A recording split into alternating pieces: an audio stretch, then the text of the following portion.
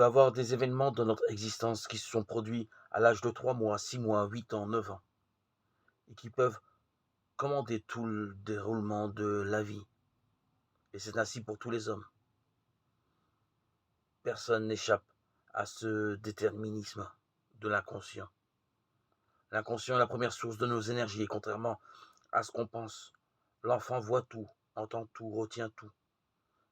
Davantage, non seulement l'enfant voit tout, retient tout, enregistre tout, mais il enregistre tout naturellement, sans discernement, en vrac, tout ce qui vient, et sans compréhension. Il a au fond de lui-même un film illimité et infini, qui va constamment se dérouler dès là qu'il ne sera pas occupé par les exigences les plus rigoureuses de l'existence matérielle.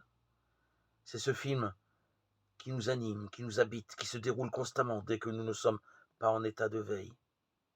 Ce film d'ailleurs se constitue dès le premier jour et même avant dans la vie intra-utérine déjà, de toutes les impressions que l'embryon peut recevoir à travers sa mère. Ce film se continue dès que l'enfant a vu le jour pendant les 2 premières années, d'une manière si impressionnante que l'enfant ne pourra jamais s'en détacher, car les 2 premières années comptent pour 20 ans de la vie totale. Le temps des enfants est infiniment plus riche que le nôtre. Il est beaucoup plus créateur. Il s'y passe infiniment plus de choses.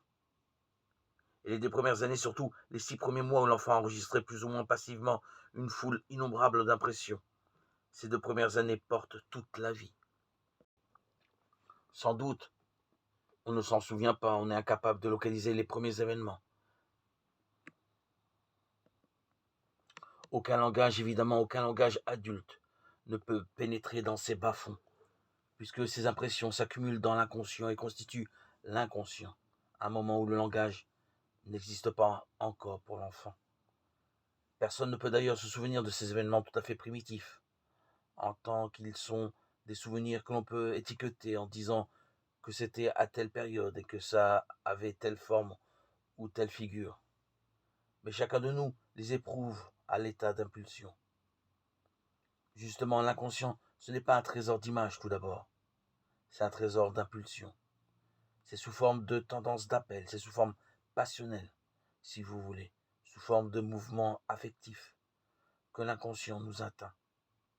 Et nous sommes tous marqués par notre inconscient, plus ou moins. Mais si vous voulez chercher l'origine d'une maladie mentale, l'origine des scrupules, l'origine de presque tous les désordres affectifs, l'origine de presque tous les crimes, c'est là qu'il faut les chercher.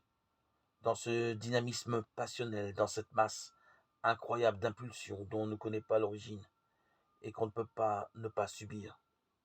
Si bien qu'une quantité innombrable d'attitudes prises par des adultes sont simplement la projection et la réalisation de tendances infantiles dont ils sont parfaitement inconscients.